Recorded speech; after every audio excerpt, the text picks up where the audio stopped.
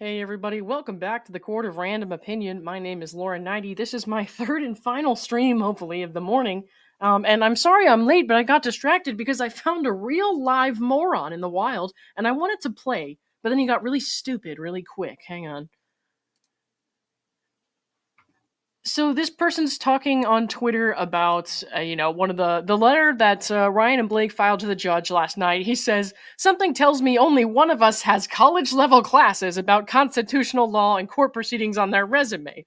I've been following the legal side, this not the feelings. Are you sure you passed college classes? Baldoni has multiple fatal flaws in his filings. He will be dismissed. So I said, congrats on taking college classes. An actual practicing attorney disagrees with you, but I'm guessing you didn't listen to him talk about it. And then he says in response to that, in a blaze of intelligent glory, you can't sue me because I think you're a predator for siding with Baldoni. To which I said, why would I sue you when I can just tell you how stupid you are and go about my day? But, these people, man. Keep it up, buddy.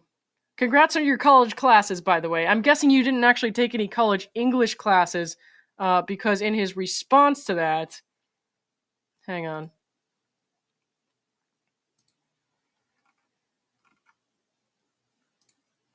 You ended your stream very abruptly. But yeah, that's because I hated the stupid document I was reading, and it was absolutely ridiculous. It has nothing to do with anything else. I can't find how he responded to that because I blocked him already, but he spelled fucking wrong. That's all you need to know. All right, guys, let's get into the letter, shall we? So this came out this morning, and it is regarding that extension of time that Wayfarer and Baldoni are asking for. Ryan and Blake filed that letter last night, and now this is Sloane's letter. And she's attached evidence of the interrogatories they're talking about as exhibits here, and we'll go over those because they're at the end. I might not read this word for word. We'll see. But if I do, the letter itself is actually like 3 pages, so it's not like it's going to take a long time. And then I have to get to work, so. Okay. Dear Judge, we represent Leslie Sloane and Vision PR. Okay.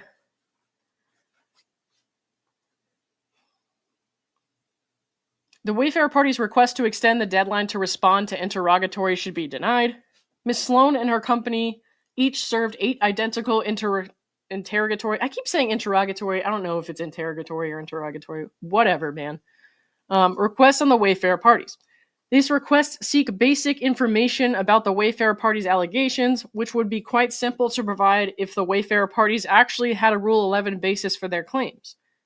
The Wayfarer parties have repeatedly grandstanded in the press that they have receipts to back up their allegations, and they want to try this case as quickly as possible. But now they are faced with a rapidly approaching deadline to furnish a good faith basis for their claims. They can't even answer a few basic questions. And they're going to show us the basic questions at the end here. By the way, when Omar and I went through Blake and Ryan's letter last night along these same lines, he was not impressed and said that the judge is going to be pissed. So, all right.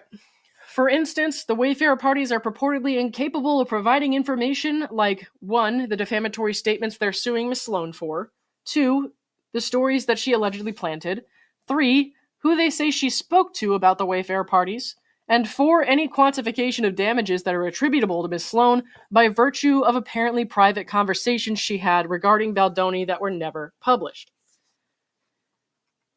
In requesting an extension of their deadline to respond, the Wayfarer parties argue only that they face an excessive number of discovery demands to which they have been diligently preparing responses.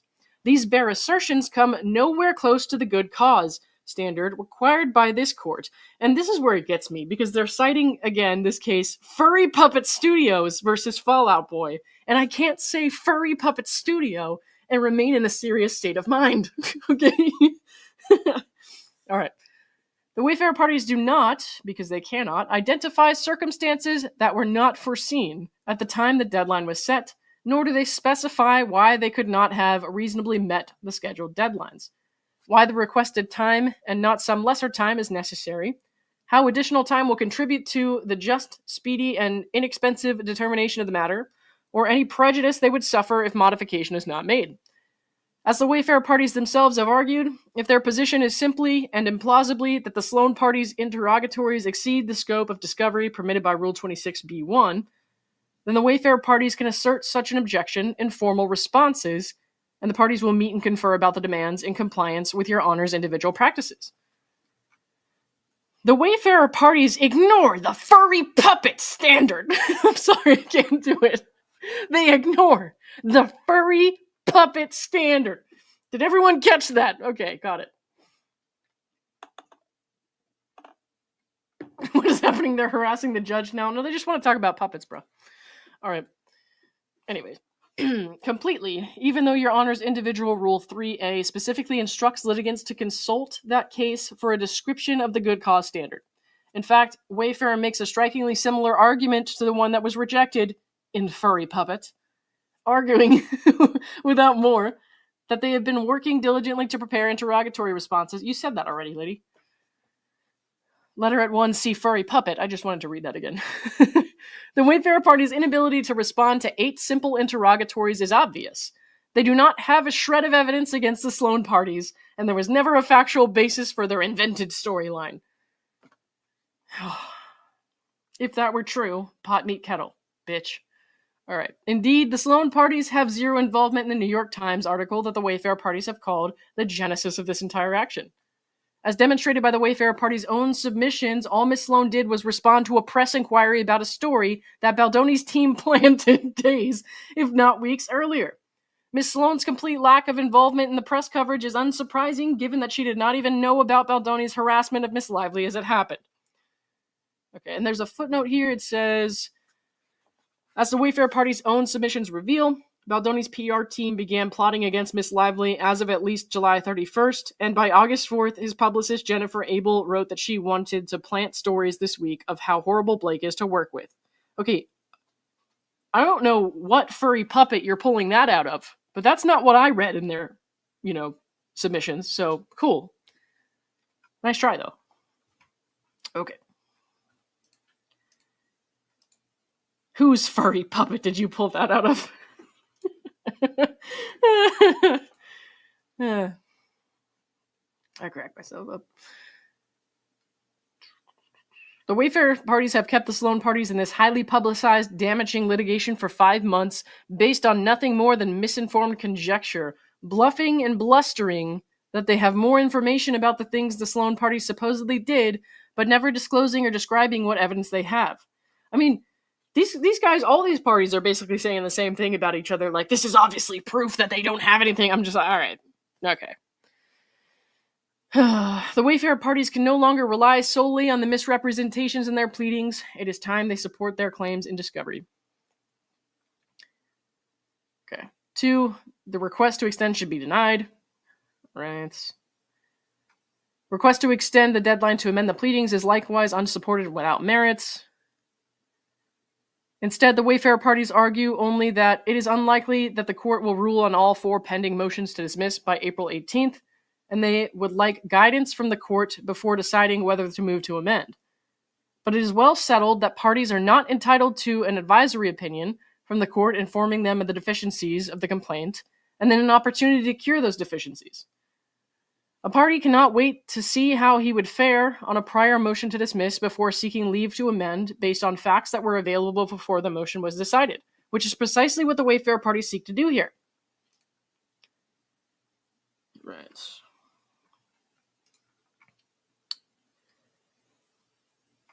Sorry, one sec.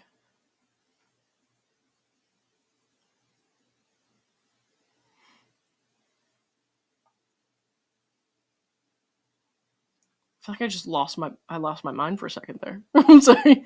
I was thinking about the furry puppets. No, I just want to try to skim over some of this. The far more plausible explanation for the Wayfarer party's request is that they have no evidence to support their claims against the Sloane parties, and they are requesting an extension because they hope something useful will turn up during discovery. Unfortunately for the Wayfarer parties, discovery will only confirm that their claims are meritless. The Sloane parties have suffered significant distress and economic loss from being wrongfully dragged into this litigation. For months, they have been attacked online based on lies. The Wayfarer parties have spread about them publicly and not just in their filings. The Sloane parties are entitled to the information that the Wayfarer parties contend support their claims. If the Wayfarer parties do not have that information, as the Sloane parties have suspected all along, they should be forced to make that admission and discovery without delay. All right. Exhibit A, March 14th, so that was like a month ago almost. Interrogatories from Leslie Sloane to the Wayfarer parties.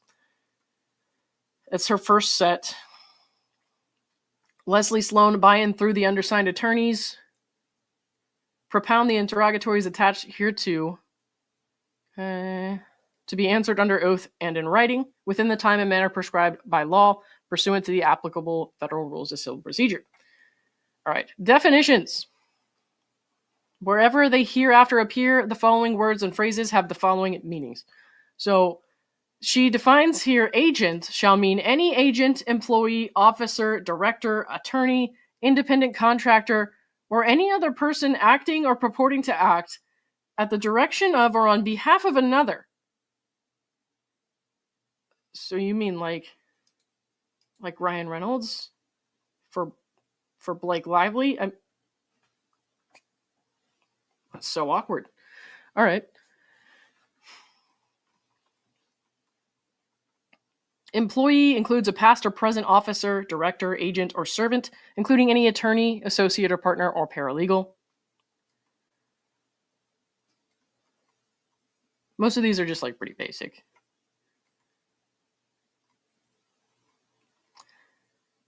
Time period. So the relevant period is from January 1st, 2019 to the present. That's like almost 6 years or something, 5.5 years. Okay. Here's what they're asking. Identify any person believed or known by you to have any information or knowledge concerning any event, blah, blah, blah, included in or raised by the complaint you filed or this action. Identify the location of any documents concerning any event, fact, matter, act, allegation, or whatever raised by the complaint. 3. Identify each person you allege Leslie Sloane communicated with regarding the Wayfarer parties. They want to know each defamatory statement she allegedly made.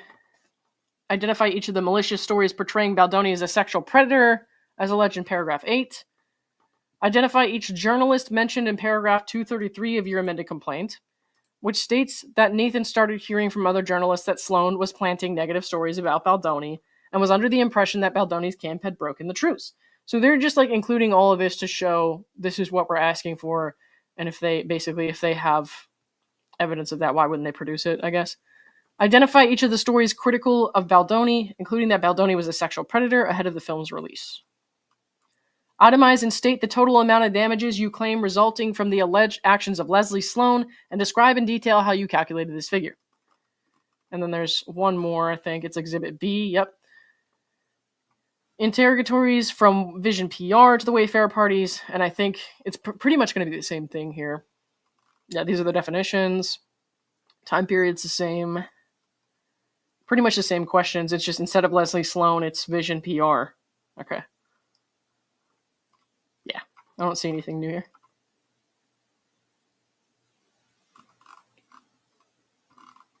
All right. Cool. And I've posted this already in my YouTube page under the post tabs and on my Twitter account. So that was, like I said, my third and hopefully last stream of the morning. I was supposed to be on with Zach. I didn't realize he meant today. Zach Peter. I didn't realize he meant today. I thought he meant next Friday. So we'll see if I can do that or not because I'm starting work late. So I will let you guys know. All right. Thanks, everybody. I'll see you soon. Hang on one sec.